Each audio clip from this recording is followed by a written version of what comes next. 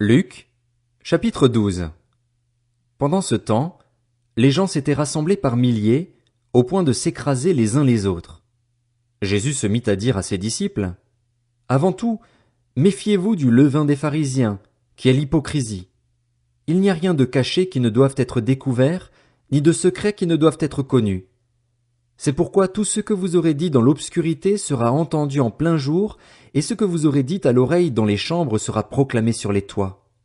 Je vous le dis, à vous qui êtes mes amis, ne redoutez pas ceux qui tuent le corps et qui, après cela, ne peuvent rien faire de plus. Je vais vous montrer qui vous devez redouter. Redoutez celui qui, après avoir tué, a le pouvoir de jeter en enfer. Oui, je vous le dis, c'est lui que vous devez redouter. Ne vend-on pas 5 moineaux pour 2 petites pièces? Cependant, aucun d'eux n'est oublié devant Dieu. Même vos cheveux sont tous comptés. N'ayez donc pas peur. Vous valez plus que beaucoup de moineaux. Je vous le dis, toute personne qui se déclarera pour moi devant les hommes, le Fils de l'homme se déclarera aussi pour elle devant les anges de Dieu.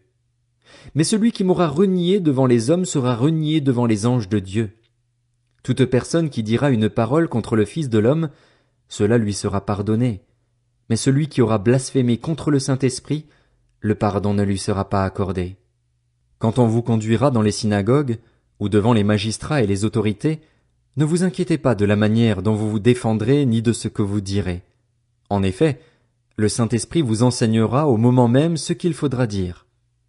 Du milieu de la foule, quelqu'un dit à Jésus, « Maître, dis à mon frère de partager notre héritage avec moi. » Jésus lui répondit, « Qui m'a établi pour être votre juge ou pour faire vos partages? » Puis il leur dit, « Gardez-vous avec soin de toute soif de posséder, car la vie d'un homme ne dépend pas de ses biens, même s'il est dans l'abondance. » Il leur dit cette parabole.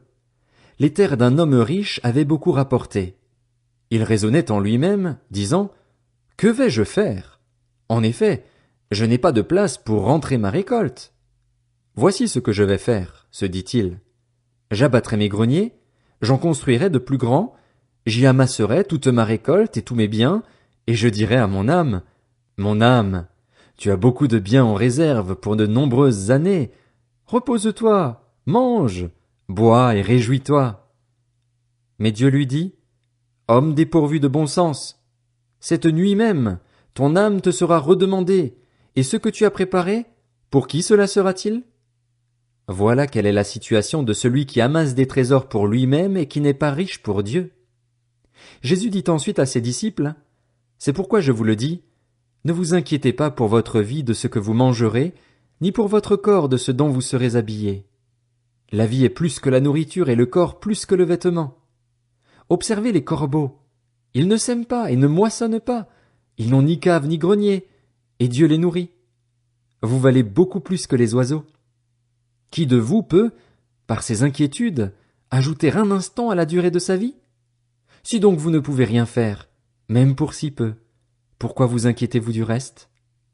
Observez comment poussent les plus belles fleurs. Elles ne travaillent pas et ne tissent pas.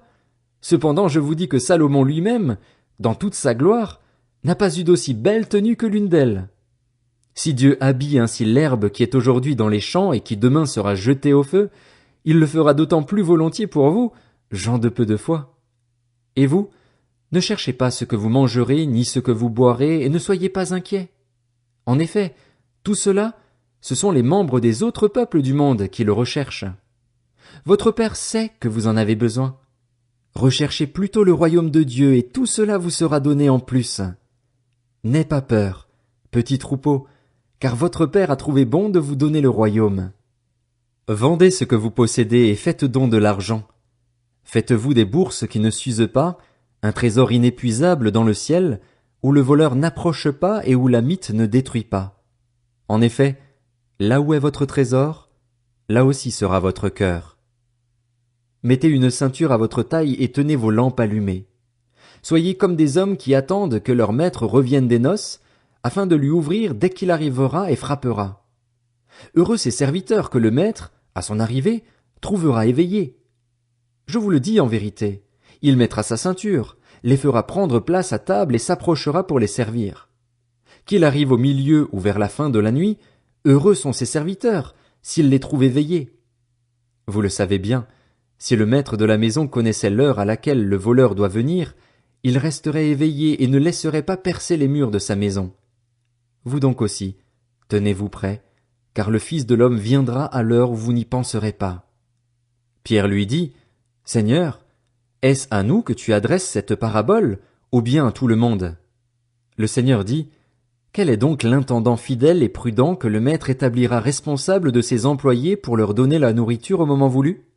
Heureux le serviteur que son maître, à son arrivée, trouvera occupé à son travail. Je vous le dis en vérité, il l'établira responsable de tous ses biens. Mais si ce serviteur se dit en lui-même, Mon maître tarde à venir, s'il se met à battre les autres serviteurs et servantes, à manger, à boire et à s'enivrer, alors le maître de ce serviteur viendra le jour où il ne s'y attend pas et à l'heure qu'il ne connaît pas. Il le punira sévèrement et lui fera partager le sort des infidèles. Le serviteur qui a connu la volonté de son maître mais qui n'a rien préparé ni fait pour s'y conformer sera battu d'un grand nombre de coups.